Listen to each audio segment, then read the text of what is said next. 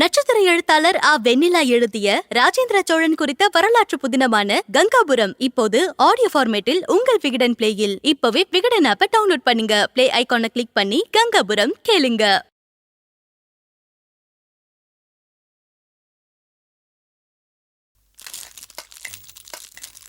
அம்மா, நான் கிளம்புறேம்மா. ஏய் இரு, இந்த குடி. என்னது? கேரட் ஜூஸ்மா. எதுக்குமா? கொஞ்சம் தெம்பா இருக்கும். வேலைக்கு வேற போற, காலையில இருந்து எதுவும் சாப்பிடல. இந்தா குடி. நீங்க இருக்கணுங்கிறதுக்காக வேலைக்கு வேற போக வேண்டியதாயிடுச்சு. அம்மா, நான் இங்க வரதுக்கு முன்னாடி நிறைய இடத்துல வேலை பார்த்திருக்கேன். அது வேற விஷயம். இங்க நீ கண் முன்னாடி வேலைக்கு போறது என் மனசுக்கு ரொம்ப சங்கடமா இருக்குமா. வேலைக்கு போறதுல எனக்கு எந்த கஷ்டமும் இல்லம்மா. உங்க எல்லாரையும் பிரிஞ்சு இருந்தாதான் கஷ்டம். நான் இங்க இருக்கிறதுக்காக என்ன வேணாலும் செய்வேன். மேகலா, செழிய உன்கிட்ட எப்படி நடந்துக்கிறான்? அங்கேயே எரிஞ்சு எரிஞ்சுதான் விழுறானா? பாட்டி, செழிய யாரு? என்னோட தம்பி தானே. என்ன எதுக்கு திட்ட போறான்? ஏமா, பாட்டி எதுக்கு திடுதுப்புன்னு இப்படி கேக்குறாங்க? செழிய என்ன அவ்வளவு கோவக்காரனா? அவங்க மனசுல பட்டதை கேட்டாங்கம்மா.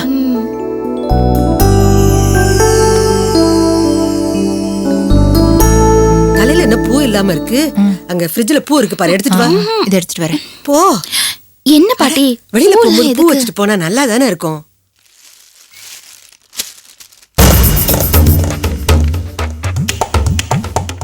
எனக்கு வேண்டாமா, கீர்த்தனுக்கு வச்சு விடுங்க. அவளுக்கும் பாதி வைக்கிறேம்மா, நீ பாதி வச்சுட்டு போ. திரும்ப. அம்மா,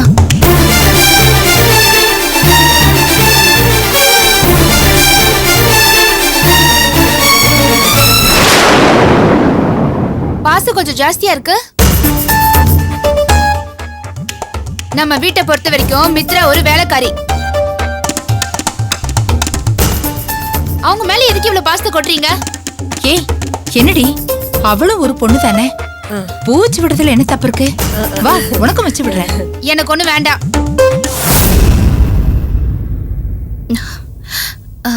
அம்மா, நான் கிளம்புறேன். வரேன் பாட்டி.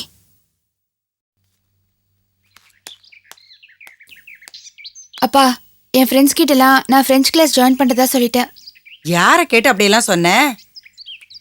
அத்தை, பிரெஞ்சு கிளாஸ் போறது ரொம்ப நல்லது. அது மட்டும் இல்ல, என் ஃப்ரெண்ட்ஸ் கிட்ட எல்லாம் நான் சொல்லிட்டேன். இப்போ நான் போகலன்னா அவங்களாம் ரொம்ப ஃபீல் பண்ணுவாங்க. உன் ஃப்ரெண்ட்ஸுக்காக எந்த கிளாஸும் ஜாயின் பண்ண வேணாம். ஒழுங்கா காலேஜுக்கு போயிட்டு வா, அது போதும். அதுல எனக்கு பிரெஞ்சு படிக்கணும்னு ஆசையா இருக்கு. கிளாஸ் வெறும் 1 hour தான். நான் காலேஜ் போயிட்டு கிளாஸ் போயிட்டு 7-8 மணிக்குள்ள வீட்டுக்கு வந்துடுவேன். அதெல்லாம் ஒண்ணு வேணாம், எனக்கு அது ஒன்றும் சரியா படல. ஏன்பா, நான் ஈவினிங் கிளாஸ் போனா என்ன? போனா என்னவா? உன் கூட பிறந்தாலே சக்தி, அவ இப்படிதான். அந்த கிளாஸ் போறேன், இந்த கிளாஸ் போறேன்னு அங்க இங்கேன்னு அலைஞ்சா. இவனும் என் பொண்ணு தங்கம்னு எல்லாத்துக்கும் பர்மிஷன் கொடுத்தான். கடைசியில என்ன பண்ணா? பெரிய பாறாங்கெல்லாம் தலையில தூக்கி போட்டு ஓடி போயிட்டா.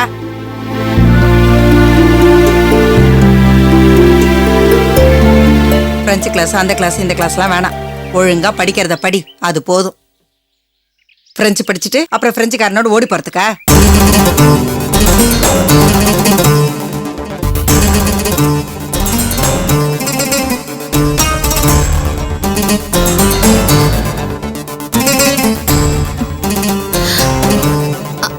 அம்மா, ஒரு நிமிஷம். என்னம்மா மித்ரா? இல்ல, சொல்றேனேன்னு தப்பா எடுத்துக்காதீங்க. சக்தி ஒரு தப்பான காரியத்தை பண்ணிட்டாங்கிறதுக்காக மற்றவங்களும் அப்படியே பண்ணுவாங்கன்னு ஏன் நினைக்கிறீங்க? உனக்கு தெரியாதும்மா. ஒரு தடவை பெருசா சூடு பட்டாச்சு, போதும். இல்ல, சக்தி பண்ண தப்ப சொல்லி கீர்த்தனாவை சங்கடப்படுத்துறது தப்பு இல்லையா?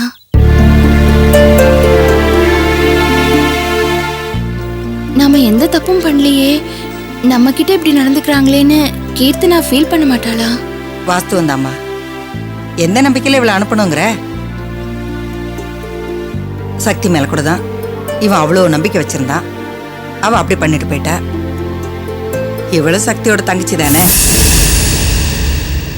இவளை எப்படி நம்புறது? அம்மா, கண்மணி கூட சக்தியோட தங்கச்சி தான். ஒரு நிமிஷத்துல இந்த குடும்பத்துக்காக எவ்வளவு பெரிய தியாகத்தை செஞ்சா. கீர்த்தனா சக்தி மாதிரி இருப்பான்னு ஏன் நினைக்கிறீங்க? அவ இன்னொரு கண்மணியா இருக்கலாம்ல. நம்ம வீட்டு பொண்ண நாமளே நம்பாட்டி எப்படி?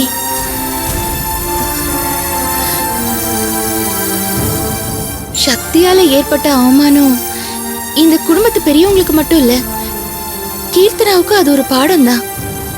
தப்பு பண்றவங்க எப்படி கண்ட்ரோல் பண்ணாலும் தப்பு பண்ணத்தான் செய்வாங்க. நீங்க கீர்த்தனாவை நம்பி ஈவினிங் கிளாஸுக்கு அனுப்பலாம். சரிம்மா மித்ரா, நீ சொல்றது சரிதான்.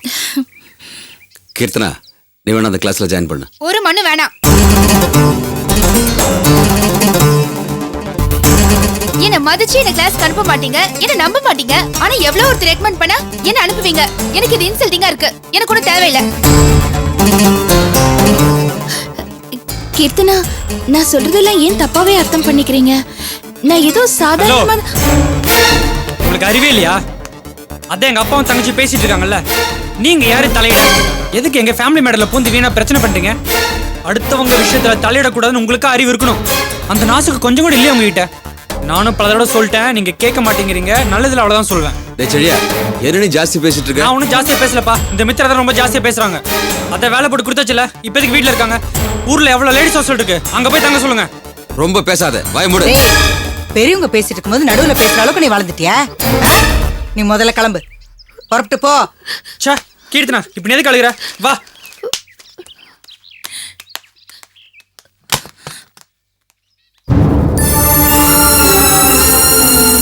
ஏன் பக்காலே, என்ன உன் பசங்க கொஞ்சம் கூட மட்டு மரியாதை இல்லாம நடந்துக்குதுங்க? நீ என்கிட்ட எவ்வளவு மரியாதையா நடந்துக்கிற? ஏன்பா இதுங்க இப்படி இருக்குதுங்க? தெரியலையே. எல்லாம் அவங்க ஆத்தாக்காரி வீட்டு பழக்கம் போல இருக்கு. அப்படிதான் இருக்கும்க்கா. பாவம்பா மித்ரா, இந்த ரெண்டும் ஏன் இப்படி அவளை கரிச்சு கொட்டுதுங்க? செடினுக்கும் கீர்த்தனாவுக்கும் மித்ராவை பார்த்தாலே பிடிக்க மாட்டேங்குதுக்கா.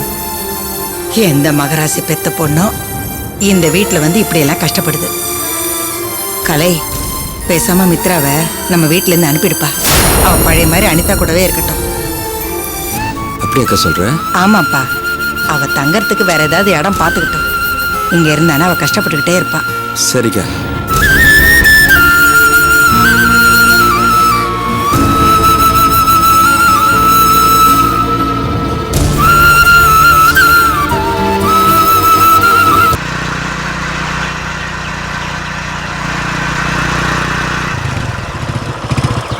வணக்கம் சார்.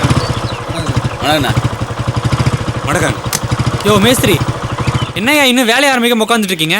ஏன்னா சார். ஏதாவது ஒரு விஐபி வந்து ரிப்பனை கட் பண்ணாதான் வேலையை ஆரம்பிப்பீங்களா? சாயந்தரம் 5 மணி ஆச்சுன்னா டான்னு கிளம்புறீங்களா? மணியான சின்ன உட்காந்துட்டு இருக்காங்க. இல்லை சார், நேற்று புதுசாக வேலைக்கு சேர்ந்திருக்காள் மித்ரா மேடம். அவங்க சொன்னாங்க சார், நான் வந்து மெட்டீரியல் எடுத்து கொடுத்ததுக்கப்புறம் வேலையை ஸ்டார்ட் ஓ, பண்ணிக்கலான்ட்டு. அவங்க சொன்னதா சாக்குன்னு எல்லாம் சும்மா உட்காந்துருக்கீங்களா? எனக்குன்னு வந்து சேர்றீங்களா? வாங்க தம்பி. என்ன கணக்கு புள்ள, நீங்களும் இவ்வளவு லேட்டா வரீங்க? ஐயோ, நான் வந்துட்டேன், பக்கத்தில் தான் இருந்தேன். சரி, என்ன இல்லை, ஏன் இப்படி உட்காந்துட்டு இருக்காங்க? போய் கதவு திறங்க, மெட்டீரியல் எடுத்து கொடுங்க, வேலையை ஆரம்பிக்கிட்டு. மணி என்ன ஆகுது? தம்பி, சாவி மித்ரா கிட்ட இருக்கு. மித்ரா கிட்ட இருக்கா? அந்த அவங்களே வந்துட்டாங்க.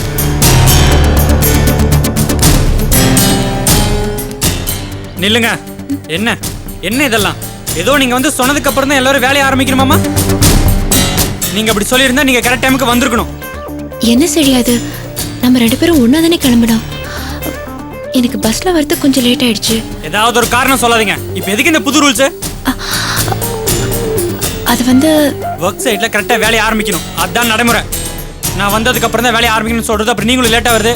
இப்போ எதுக்கு இந்த பில்டப் எல்லாம் கொடுத்துட்டு இருக்கீங்க? இப்படி சும்மா உட்காந்துட்டு இருக்காங்களே, இதுக்கும் சேர்த்தா சம்பளம் கொடுக்குறோம். இங்க வேலை செய்யறவங்கள சந்தேகப்படுறீங்களா? நேத்து தானே வந்தீங்க. இங்க நானும் சரி, எங்க அப்பாவும் சரி, இங்க வேலை செய்யறவங்க எல்லாம் நம்புறோம், அதான் பழக்கம். அந்த நம்பிக்கையில தான் உங்களையும் வீட்டுக்குள்ள விட்டோம், தெரியுமா? வந்தவொடனே தடலாடி ஏதாவது பண்ணி நல்ல பேர் எடுக்கணும் அப்படின்னு பாக்குறீங்கல்ல? அதெல்லாம் ஒண்ணும் வேண்டாம். போங்க, போய் கதவு திறங்க, வேலையை ஆரம்பிக்கட்டும். வரும்போது பூனை மாதிரி வர வேண்டியது, அப்புறம் தலைக்கு மேலே ஏறி உட்கார வேண்டியது. வருவாங்களாம், இவங்க வந்து கதவு திறந்ததுக்கு அப்புறம் எல்லாரும் வேலையை ஆரம்பிக்கணுமா? போங்க. யோ, நேற்று பிரிச்சுமா அந்த சிமெண்ட் மூட்டை முதல்ல வெளில எடுங்க. போ தம்பி, ஒரு நிமிஷம் இப்படி வாங்கினேன்.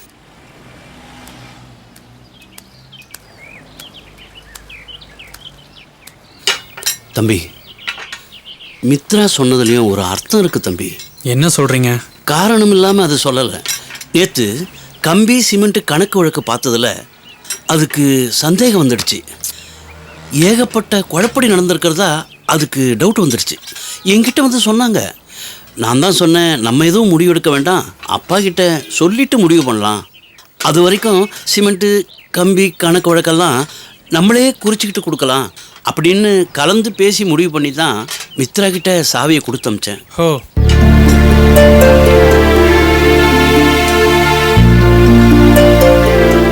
ஏங்க அவங்க நேத்து வந்தவங்க, அவங்க எது சொன்னாலும் தலையாட்டிடுவீங்களா?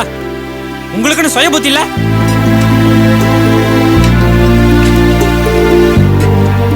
என்ன தம்பி இப்படி எல்லாம் பேசுறீங்க? அப்புறம் வேற எப்படி பேசுவாங்க? போங்க, போய் வேலையை பாருங்க. போங்க சார்.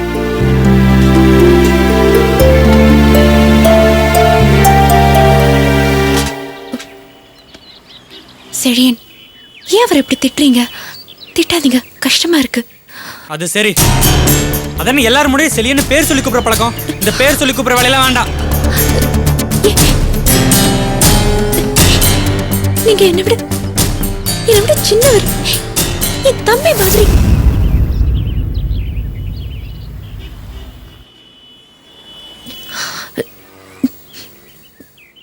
நான் ஏதாவது தப்பு செஞ்சிருந்தா என்கிட்ட சொல்லுங்க, நான் அதை சரி பண்ணிக்கிறேன். அதுக்காக என் மேல இவ்வளவு வெறுப்பு காட்டுறீங்களே, நான் என்ன தப்பு செஞ்சேன்? புட்டிக்கலைங்க.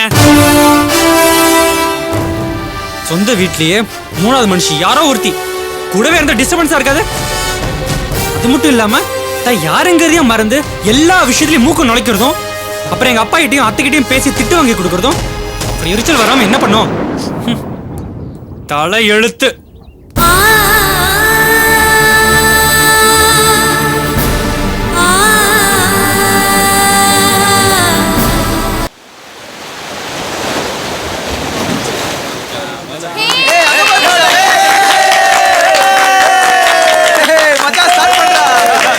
நூறு வருஷம் இந்த மாப்பிள்ளையும் பொண்ணுந்தான் பேரு விளங்க இங்கு வாழணும். சோழவனத்தில் ஒரு சோடி கோயில் போலதான் காலம் முழுக்க சிந்து பாடணும்.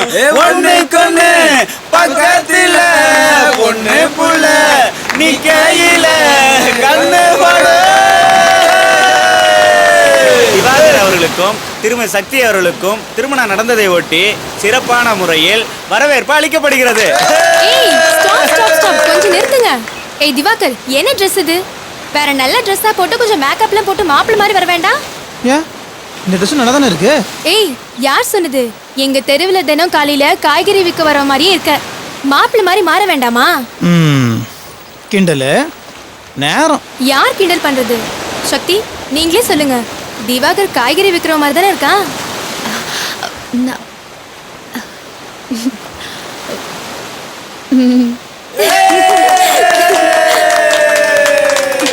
உனக்கு ஓவரா தெரியலையா இது?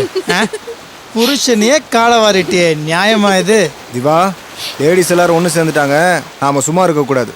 என்ன பண்ணலாம் சொல்றா? நீ காய்கறி விற்கிறவன்னா அப்ப சக்தி யாரு? நீயே சொல்லு. திவாகர் காய்கறி விற்கிறவன்னா சக்தி கீரை விற்கிறவ தானே? அது நீ. சக்தி அழகா ஒரு தேவதை மாதிரி இருக்கிற. ஐயோ, கவுத்துட்டான்டா, கவுத்துட்டான். ஆம்பளைங்களோட வீக்னஸே இதான்டா. Hello. Hello sir. Wish you very happy married life. Thank you. So உங்க ரெண்டு பேருக்கும் வெட்டிங் முடிஞ்சதால நம்ம கம்பெனி சார்பா பெரிய ட்ரீட் கொடுக்க போறேன். சார் வெறும் கேட்க மட்டும் தானா? நீங்க என்னென்ன எதிர்பார்க்குறீங்களோ எல்லா சமாச்சாரமும் இருக்கு. Let us enjoy. ஏய் மாமா, பீர் பத்தலாம் சொல்லு. இங்க பார், பீர் டேங்கே இருக்கு. இதை வச்சு 10 நாள் 10 வருஷமே குடிச்சிக்கலாம்டா.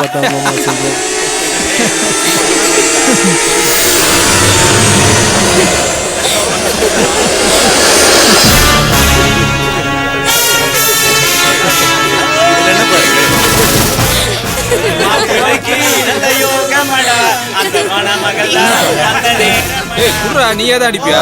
ஏய் கொஞ்சம் சும்மா இரு. அங்க பாரு.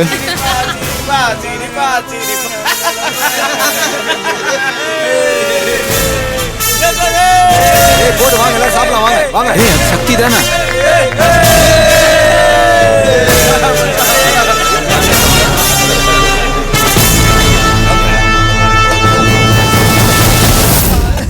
டேய் இங்க வா. அங்க என்ன நடக்குது? ஒரே சத்தமா இருக்கு. சாஃப்ட்வேர் கம்பெனி ஆளுங்கலாம் வந்திருக்காங்க சார். பார்ட்டி நடக்குது. இவனுங்க எல்லாரும் தான் இந்தியாவுக்கு சுதந்திரம் வாங்கி கொடுத்துருக்காங்களா அப்போ பார்ட்டி வைக்கிறதுக்கு? இல்ல சார், யாருக்கோ புதுசா கல்யாணம் ஆயிருக்கு சார். அதான். உலகத்துல எவனுமே பண்ணாததான் இவனுங்க பண்ணியிருக்கானுங்களா? உனக்கு கல்யாணம் ஆயிடுச்சா? 2 மேரேஜ் சார். 2 மேரேஜ். பிரமாதம்.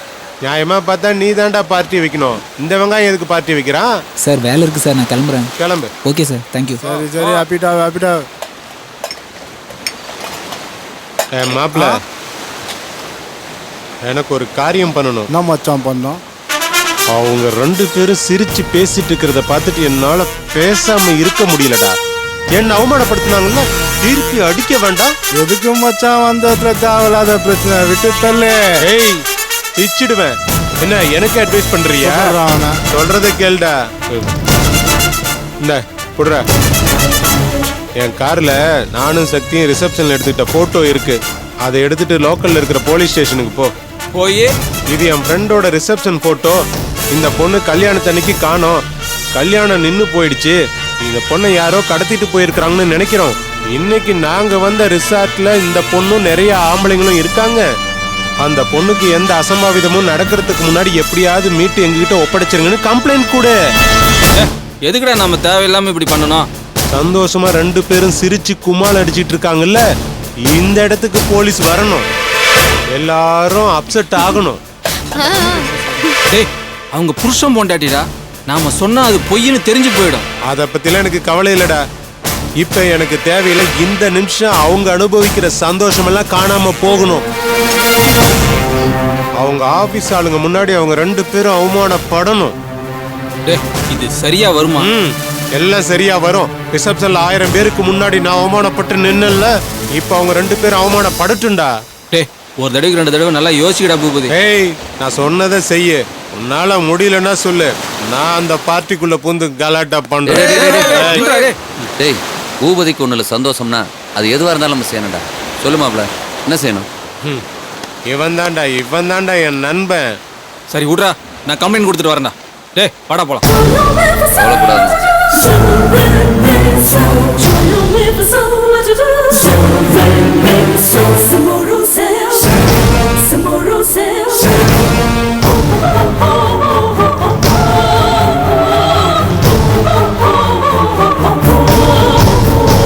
நட்சத்திர எழுத்தாளர் ஆ வெண்ணிலா எழுதிய ராஜேந்திர சோழன் குறித்த வரலாற்று புதினமான கங்காபுரம் இப்போது ஆடியோ ஃபார்மேட்டில் உங்கள் விகடன் பிளேயில். இப்பவே விகடன் ஆப்பை டவுன்லோட் பண்ணுங்க. பிளே ஐகானை கிளிக் பண்ணி கங்காபுரம் கேளுங்க.